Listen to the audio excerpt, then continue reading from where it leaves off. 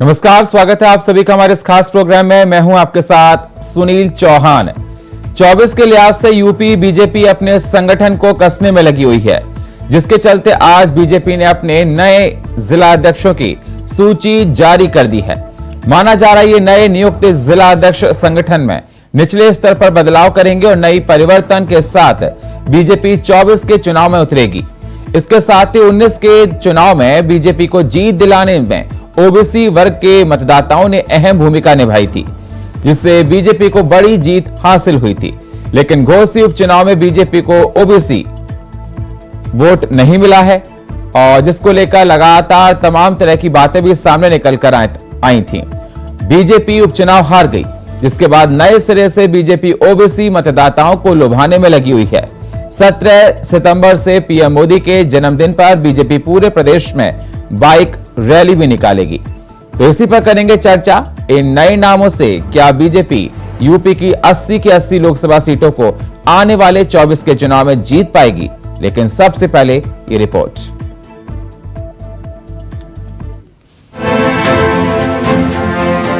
लोकसभा चुनाव 2024 का रण जीतने के लिए भाजपा यूपी के प्रदेश अध्यक्ष भूपेंद्र चौधरी ने आज अपनी नई टीम की घोषणा कर दी है।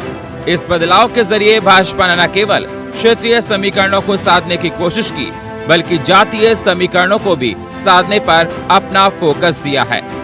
भाजपा लोकसभा चुनाव को लेकर कोई कोर कसर नहीं छोड़ना चाहती है।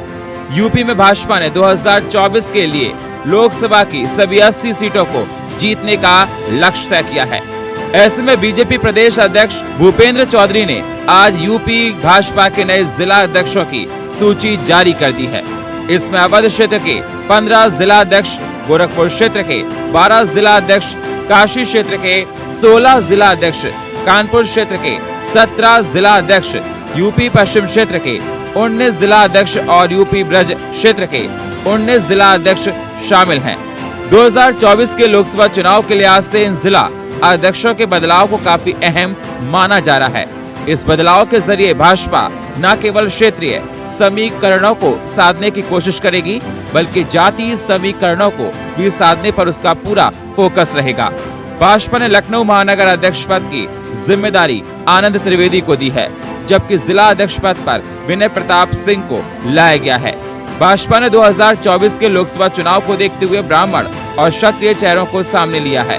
सुल्तानपुर से डॉक्टर R.A. वर्मा एक बार फिर से भाजपा जिला अध्यक्ष बने हैं। पार्टी हाईकमान ने उन पर भरोसा जताया है। भाजपा पिछड़ी जाति का अध्यक्ष बना लोकसभा चुनाव का समीकरण साधने की जुगत में है। आगरा में भाजपा जिला अध्यक्ष गिरिराज कुशवाहा और महानगर अध्यक्ष भानु महाजन को दोबारा मौका मिला है। दोनों पर पार्टी फिर से भरोसा जताया है। वहीं बीजेपी 17 सितंबर से पीएम नरेंद्र मोदी के जन्मदिन पर पूरे प्रदेश में बाइक रैली निकालेगी, जिसके जरिए बीजेपी के काम को जनता को गिनाया जाएगा। घोसी हारने के बाद बीजेपी की सिर्फ नजर 2024 के लोकसभा चुनाव पर है, जिसको लेकर पार्टी के अंदर बदलाव किए जा रहे हैं। बीजेपी का फोकस 80 की 80 लोकसभा सीटों पर है। अब देखना होगा पार्टी में बदलाव से क्या बीजेपी आने वाले लोकसभा चुनाव में 80 की 80 सीटें जीत पाती है या नहीं। Bureau report, India voice, Lucknow.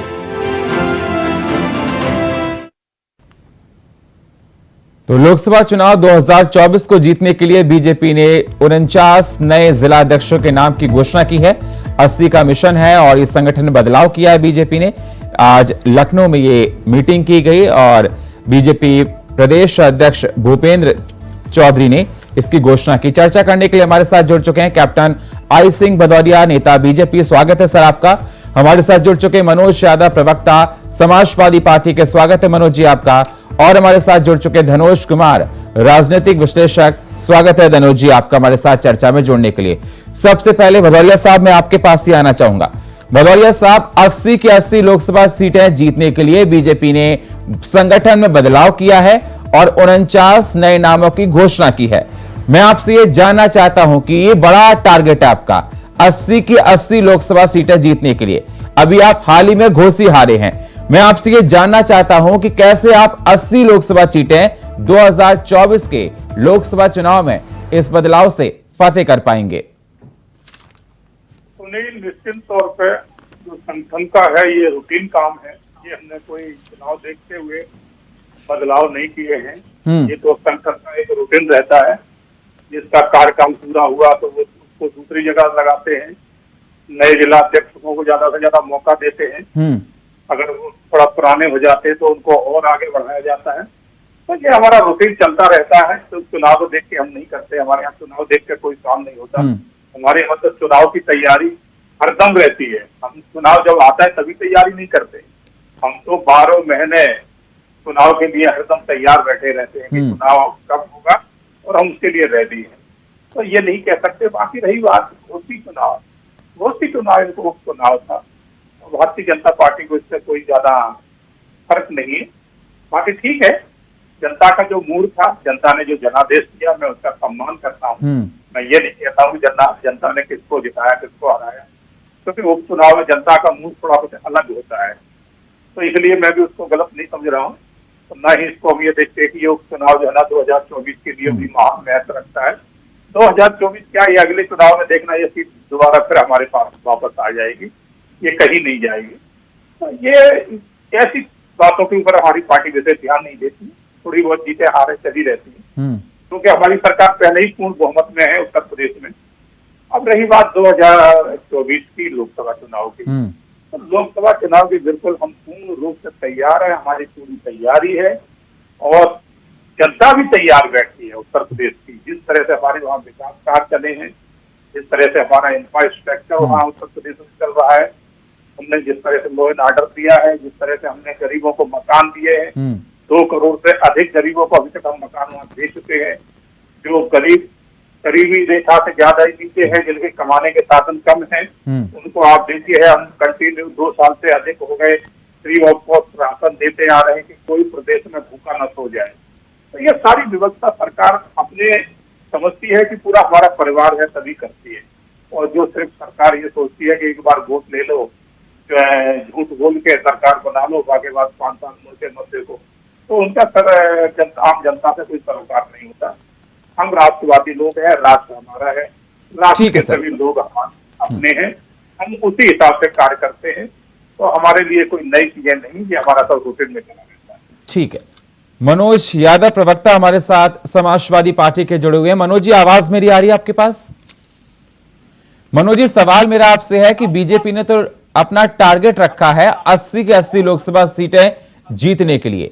ये तो आपके लिए बहुत बड़ी मुश्किलें बन जाएगी, क्योंकि अगर 80 के 80 लोकसभा सीटें जीत ली फिर तो आपका अस्तित्व बिल्कुल संकट में पड़ता हुआ दिखाई देगा। तो बीजेपी को चुनौती देने के लिए समाजवादी पार्टी किस प्रकार से कोशिश करेगी? निश्चय ही अभी जो परिणाम आए हैं, चाहे मैनपुरी का रहा हो, खतौली का रहा हो, और चाहे ये अभी घोसी का चुनाव का परिणाम रहा हो, ये जनता के मन और मिजाज को उसने बता दिया है कि जनता अब क्या बदलाव करने जा रहे हैं। इस बात में कोई शक सुबह नहीं है, किसी तरीके का डाउट नहीं है कि बीजेपी अभी उत्तर प्रदेश में मजबूत स्थिति में है। लेकिन अगर उस मजबूत सरकार और मजबूत दल के सामने कोई लड़ता हुआ नजर आ रहा है तो वो समाजवादी पार्टी, अब इंडिया गठबंधन लड़ता हुआ नजर आ रहा है। हम लड़ेंगे, इनके 80 जिला अध्यक्ष बदल जाएं, इनके विधायक बदल जाएं, इनके सांसद का टिकट बदले, ये बातें माने नहीं रखेंगे। क्योंकि अभी हाल ही में आपने देखा है कि वहां पे कम से कम 100 से ज्यादा विधायक, सांसद, मंत्री घोसी के चुनाव में, और उप मुख्यमंत्री दोनों, और प्रदेश अध्यक्ष और मुख्यमंत्री मिला के चुनाव लड़ रहे थे। क्या हुआ? टाटा से डब्बा गोल हो गया। तो जब जनता मूड बनाती है तो अच्छों का मूड बिगड़ जाता है। लेकिन सर बाई इलेक्शन में कंडीशन अलग होती हैं। अगर आप ऐसे देखना चाहें तो उत्तराखंड में बागेश्वर में बीजेपी जीती, त्रिपुरा में बाई इलेक्शन में बीजेपी जीती। बाई इलेक्शन में मैंने आपको बताया कि पहले भी आप लोग कहते आते हैं कि विधानसभा चुनाव में वोट करने का तरीका अलग होता है, बाई इलेक्शन में अलग होता है, लोकल चुनाव में अलग होता है और लोकसभा चुनाव में अलग होता है। और 2024 में मनोज जी लोकसभा चुनाव है। बिल्कुल, मैं इस बात से सहमत हूं कि लोकसभा तो आप सर ये कंपेयर नहीं कर सकते ना कि घोसी में अगर आप जिस प्रकार से जनता ने जिन मुद्दों को लेकर वोट किया होगा, 24 में उन्हीं मुद्दों के आधार पर वोट होगा, क्योंकि जो वोट करेगा 24 के मुद्दे अलग होंगे। नहीं, हम सहमत हैं आपकी बात से कि जो मुद्दे हैं वही मुद्दे बीजेपी के बनाए हुए मुद्दे ही हावी रहे। लेकिन ठीक है, इंडिया गठबंधन भी अपने काम कर रहा है, थोड़ा सा और समय दीजिए विपक्ष को। अभी एक बात 17 सितंबर से प्रधानमंत्री नरेंद्र मोदी के जन्मदिन से बीजेपी बाइक रैली निकाल रही है सर, और 2 अक्टूबर तक चलेगी, और इसमें वो अपनी मतलब जो काम 9 साल में बीजेपी ने किए हैं जनता तक पहुंचाए जाएंगे। समाजवादी पार्टी क्या कुछ करने जा रही है टक्कर देने के लिए? चौहान साहब, साइकिल यात्रा समाजवादी पार्टी की लगातार चल रही है, 1 महीने से ज्यादा समय हो गया। अब अगर आप लोगों को नहीं समझ में आया, अभी तक खबर नहीं चलाई तो अलग बात, लेकिन अभी बात लॉ एंड ऑर्डर की गई, कहा बहुत अच्छा हो गया। मैं बड़ा शर्मिंदा हूं अंदर से। मुझे लग रहा था आज मेरे पास 5 डिबेट आएंगी। उत्तर प्रदेश में 4 दलितों की सामंतियों ने हत्या कर दी प्रयागराज में। सुबह से एक भी डिबेट नहीं है, किसी भी चैनल ने नहीं किया। तो लॉ एंड ऑर्डर तो अच्छा है भाई, जब मुख्यमंत्री से कोई सवाल नहीं पूछने वाला तो लॉ एंड ऑर्डर तो अच्छा है। भ्रष्टाचार भी नहीं हो रहा। भदौरिया साहब जवाब दीजिए। मैं कह रहा हूँ भ्रष्टाचार अब नहीं हो रहा, क्योंकि करने वाले सब भाजपाई हैं। भाजपाई तो राष्ट्रवादी होते हैं ना, उनको भ्रष्टाचार को चंदा चार कह दिया जाए। भदौरिया जी, आप कैसे 2024 का चुनाव जीतेंगे? मनोज यादव का कहना है, मनोज जी का, कि आज 4 दलितों लोगों की हत्या हुई है, और लॉ एंड ऑर्डर की बात कर रहे हैं उत्तर प्रदेश में, उनका कहना है भ्रष्टाचार को लेकर आपको घेर रहे हैं। मैं थोड़ा यही कहना चाहूंगा मनोज जी कि थोड़ा पिछला अपना कार्यकाल भी देख लिया करें। उस टाइम तो डेली दलित बहन बेटियों की इज्जत लूटी जाती, घर से किडनैप किया जाता था, स्कूल को उठाया जाता और नेताओं के पास मैं कहना नहीं चाहता हूँ, और मैं ज्यादा तो मैं इनकी सुप्रीमो तक की पहुंच रख दूंगा, कहाँ से किस के लिए सप्लाई हो और कौन कौन ये मेरा मौका होगा। तो लोन ऑर्डर अच्छा है, तो मैं बहुत अच्छी तरह चाहता हूँ कि इतना बड़ा प्रदेश है, 25 करोड़ से ज्यादा जनसंख्या है उत्तर प्रदेश, तो छुटपुट घटना होती है। तो मतलब ये नहीं कि लोन ऑर्डर हो गया। लोन ऑर्डर से आज इतना अच्छा है कि खुद अपने बहन बेटियां कहती हैं कि आज मुझे इसमें डर नहीं लगता कि लेकिन सर, लेकिन भदौरिया साहब, जिस प्रकार से अगर 4 दलितों की हत्या हुई है उस पर भी कार्रवाई होनी चाहिए सर। बिल्कुल हो रही है, होना भी चाहिए, हो रही है। उसकी जांच हो रही कि क्यों हुई है, इसमें कोई अपने पर्सनल विवाद तो नहीं है। कभी कभी क्या होता है, पर्सनल विवाद से तरह की घटना घट जाती है, इसका कुछ ये घटना क्यों घट गई जी। अब अगर एक पड़ोसी है, आप तो लड़ जाए, एक दूसरे को मार दें, मनोज जी जी तो अपना तो काम करेगा ही, सामने रहने तो मार दिया। तो इसका ये नहीं कहेंगे कि लोन ऑर्डर नहीं बचा है, खो गया, सब खत्म हो गया। क्यों खो गया? कहना गलत हो। क्यों खो गया? ठाकुर है इसलिए, उत्तर प्रदेश में ठाकुर बचाओ पार्टी, इसलिए ठाकुरों को गुंडा बना के, उनको गुंडाई करा के बचाने वाली पार्टी बन गई क्या बीजेपी? कैसे सर आप कह सकते हैं ठाकुरों को बचाने वाली पार्टी बन गई? जरा मुझे बताइए। बुलडोजर चला सुबह से, क्या चला सर, क्या चला, जरा मुझे बताइए। आपकी पार्टी पर तमाम लोग थे कि आप एक विशेष समुदाय को, दलितों को मारा। अरे मैं तो कह रहा हूँ ना, एक घर के 4 लोगों की हत्या हो जाए। अरे लगातार कार्रवाई हो रही है सर, इतना बड़ा प्रदेश है, इतना बड़ा प्रदेश है, अगर ऐसी घटनाएं हो जाती हैं, लगातार कार्रवाई होती है। क्या आपकी जहां कांग्रेस की सरकार, जहां आपके गठबंधन की सरकारें हैं, क्या वहां पर ऐसा कोई घटना नहीं होती है? बताइए। सुनील जी, आपका सवाल इतना अच्छा है कि मैं आपको धन्यवाद देना चाहता हूँ। लेकिन जब कोई दूसरे समुदाय का व्यक्ति या समाजवादी पार्टी का कोई नेता कार्यकर्ता छोटी सी गलती, नक्शा ना पास हो उसके मकान का नक्शा, तो उसको कोर्ट जाने की भी इजाजत नहीं, और धड़ाम से सर जो गलत करेगा कार्रवाई उसकी होगी। मैं किसी सरकार की बात नहीं कर रहा। सरकार सर, समाजवादी पार्टी का भी कार्यकाल सबने देखा है, सभी ने देखा है समाजवादी पार्टी का कार्यकाल। आप ये बता दीजिए, जहां बीजेपी की सरकार, एक सेकंड मनोज जी, एक सेकंड मनोज जी, एक सेकंड मनोज जी, एक सेकंड सर, एक सेकंड मनोज जी, क्या आप बता दीजिए जहां बीजेपी की सरकार नहीं और राज्यों में, वहां पर क्या कोई और घटनाएं नहीं होती? 25 करोड़ की जनता, अगर उत्तर प्रदेश देश का सबसे बड़ा राज्य, अगर वहां पर कोई घटना हो गई है, लगातार प्रशासन उस पर नजर बनाए हुए है। क्या आपकी सरकार में दंगे नहीं हुए? कि आपकी सरकार में घटनाएं नहीं होती थी? बताइए जरा मुझे आप। तो मुझे आप लोगों से माफी मांगनी चाहिए। किस बात की माफी मांगनी चाहिए? भाई लॉ एंड ऑर्डर अच्छा है, हमने 4 दलितों की हत्या की मैं बात ये नहीं कह रहा, मैंने सवाल किया भदौरिया जी से, मैंने सवाल किया भदौरिया जी से कि आपकी जिम्मेदारी बनती है अगर दलितों की हत्या हुई है। हमें नहीं मालूम था कि हमें ये सवाल नहीं पूछना था। ठीक है सर, ठीक है, आइए आपका, आपको कौन सा सवाल पूछना नहीं पूछना, ठीक है धनोज जी, ठीक है धनोज जी। जी मेरी आवाज आपको मिल रही है? बिल्कुल आ रही है आपकी। जी सर, जवाब दीजिए। देखिए, आज आपका मुद्दा बहुत बढ़िया है और इस मुद्दे का डिबेट का हिस्सा, लेकिन 2 लाइन में करूंगा। उत्तर प्रदेश है तो 2 लाइन से शुरुआत करूंगा। मुझको अब दोस्तों से नहीं दुश्मनों से डर लगता है। मुझको अब दुश्मनों से नहीं दोस्तों से डर लगता है। इन नेताओं के कलाकारी से डर लगता है। ये नेता लोग जो है ना, ये लोग नेता कम बॉलीवुड के हीरो की तरह एक्टिंग करने लगे। देखिए, उपचुनाव जीतना ठीक है, मनोबल बढ़ना, मैं इस बात से सहमत हूँ कि जीत गए। सारे नेता थे, बीजेपी की हार हुई, सपा जीत गए।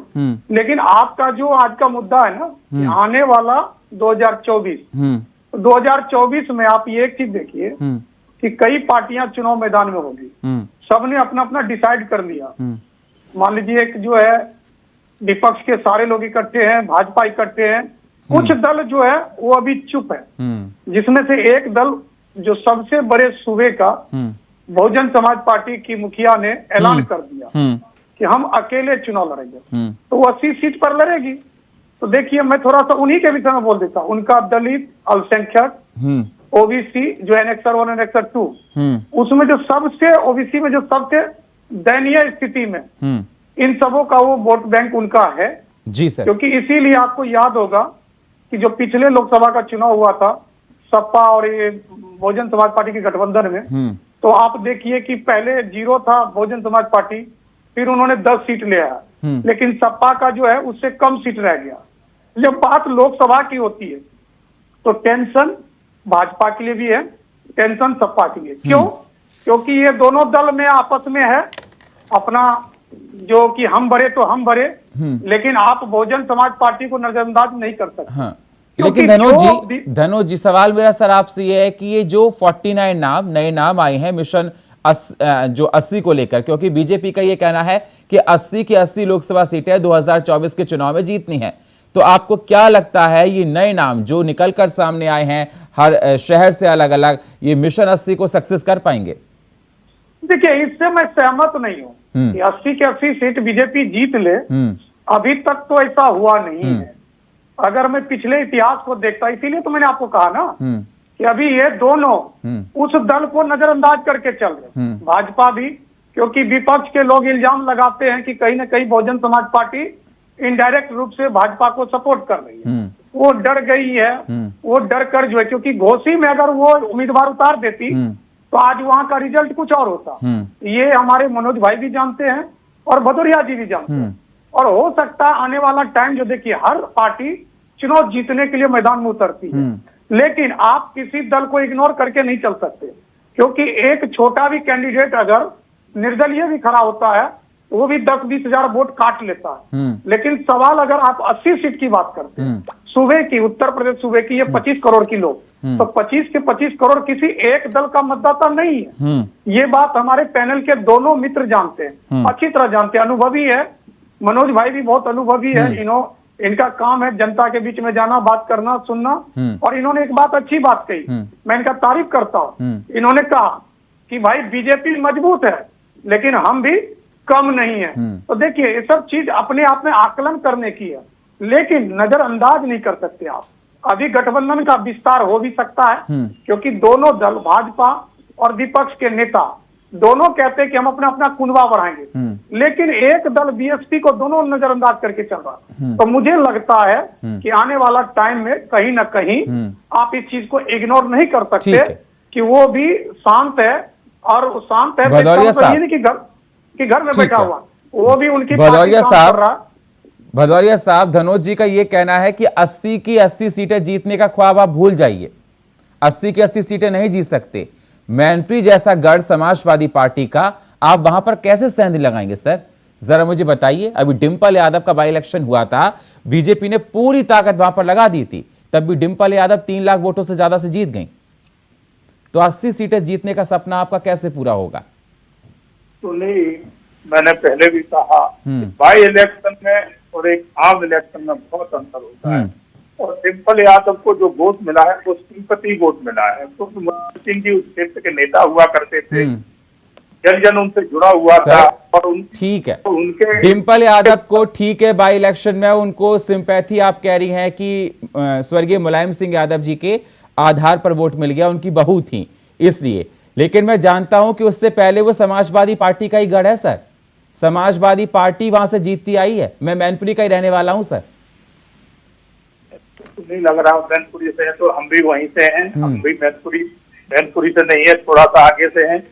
हमारा जरा मुझे वही बता दीजिए सर, वही बता दीजिए जरा कि मैनपुरी 80 के 80 सीटों का आप जीतने की बात कह रहे हैं, तो जरा मुझे बता दीजिए कि 80 की 80 सीटों का ख्वाब आपका कैसे पूरा होगा? बिल्कुल, हाँ, आप देखिए जातिगत जो वोट है वो 3 लाख के करीबन जो है ना वहाँ वोट है, यादव वोट है, ठीक है। और 2 लाख से ऊपर जो है ना वहाँ राजपूत वोट है। और इतना ही वोट वहाँ पर है मौर्य वोट है। दूसरा है तो ये ब्राह्मण वोट है, 2 लाख के लगभग ब्राह्मण वोट है। तो जब वोटों की जब आप आकलन करें कि जातिगत गणना वहाँ की क्या है, तो अब ये था बाई इलेक्शन, तो इसमें क्या है, सब लोग सोचते हैं कि चलो भाई मुलायम सिंह स्वर्गवासी हो गए तो उनके प्रति हम अपनी संवेदना व्यक्त करें। ठीक है सर, मैं वही बात बोल रहा हूं भदौरिया साहब।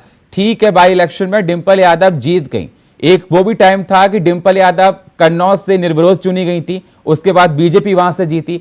हर बार इक्वेशंस बदलती हैं सर, लेकिन मैं आपसे यही जानना चाहता हूं कि डिंपल यादव से पहले भी मुलायम सिंह यादव वहां से लगातार सांसद रहे हैं। समाजवादी पार्टी का बहुत तंगड़ा गढ़ है वो, उसमें बीजेपी को सेंध लगाने के लिए 10 बार सोचना पड़ेगा। तो 80 का 80 का सपना जरा मुझे समझाइए, फिर मैं जवाब लेता हूं मनोज जी से। मनोज जी जल्दी से। उस टाइम आपने सुनील देखा होगा कि उत्तर प्रदेश में कहीं ना कहीं मुलायम सिंह की सरकार हुआ करती थी, केंद्र में भी जो सरकार होती वो भी इनके समर्थन में हुआ करती थी। और इनके टाइम किस तरह से बूथ कैप्चरिंग होती थी, ये तो आपने मैनपुरी के हैं आप, मेरा भी मैनपुरी में ननिहाल है, करेल के पास में ही, चौहानों में। तो मैं भी वहाँ की भौगोलिक रेखा और वहाँ के लोगों की स्थिति बहुत अच्छी तरह जानता हूँ। ठीक है, तो पहले किस तरह से वहाँ बूथ कैप्चरिंग होती थी, लोग वोट नहीं डाल पाते थे, उनका वोट जबरदस्ती डाल दिया जाता था, सब पता है सर। ये सब पहले ये खेल हुआ। मनोज जी मेरी आवाज सर आपको मिल रही है? मनोज जी, मैंने सवाल पूछा था भदौरिया साहब से कि 80 के 80 लोकसभा सीटें कैसे जीत पाएंगे जो समाजवादी पार्टी के बहुत से स्ट्रॉन्गर हैं। जवाब दीजिए सर। देखिए, सुनहरे सपना देखने में कोई बुराई नहीं है, और बीजेपी तो हमेशा बात करती है। कर्नाटक भी जीत रही थी, हिमाचल भी जीत रही थी, और मैंने भी खतौली की बात कही थी, विधायक था बीजेपी का और उसकी सदस्यता गई तो समाजवादी पार्टी का गठबंधन दल जीता।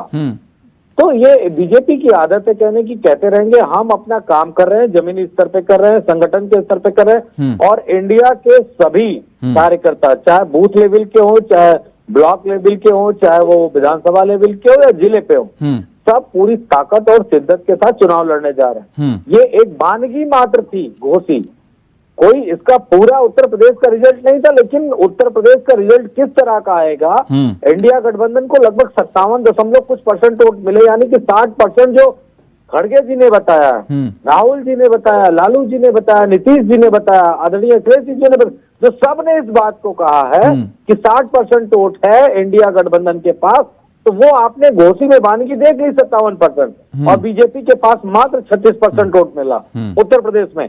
तो जो 2024 का लोकसभा का चुनाव होगा, वो चुनाव 60% बनाम 40% होगा। अब ये तय करना होगा जनता को कि किस सीट पे, कहां पे 60% इंडिया को मिलेगा और कहां पे एनडीए गठबंधन को मिलेगा। वैसे शहरी क्षेत्रों के लिए बीजेपी के बारे में जाना जाता है, लेकिन इक्वेशन इस बार शहरी क्षेत्रों के भी बिगड़ेंगे। और इसका उदाहरण मैं एक बात से दिए दे रहा हूं, नरेंद्र मोदी जी सिर्फ बनारस से चुनाव नहीं लड़ेंगे, वो गुजरात से भी चुनाव लड़ेंगे। मैं पहले ही भविष्यवाणी कर रहा हूं। चलिए सर, वक्त बताएगा कि कहां से प्रधानमंत्री जी चुनाव लड़ते हैं। समय मेरे पास इतना ही है। बहुत बहुत शुक्रिया आप सभी मेहमानों का चर्चा में जुड़ने के लिए। भदौरिया साहब आपका, मनोज यादव जी आपका सर, धनोज कुमार सर आपका, बहुत बहुत शुक्रिया आप तीनों मेहमानों का। लेकिन सवाल लगातार उठते रहेंगे। जिस प्रकार से देखा जा रहा है बीजेपी तमाम तैयारी कर रही है, 49 नए जिलाध्यक्षों के नामों का आज घोषणा की गई है, बैठक की जा रही है 80 लोकसभा सीटें जीतने के लिए। अब देखना होगा चुनाव में कौन जीतता है और कौन हारता है। क्या सपा बीजेपी को टक्कर दे पाएगी, ये देखने वाली बात होगी। और फिलहाल हमारे इस खास प्रोग्राम में इतना ही। बाकी खबरों के लिए आप बने रहिए इंडिया वॉइस के साथ। तब तक के लिए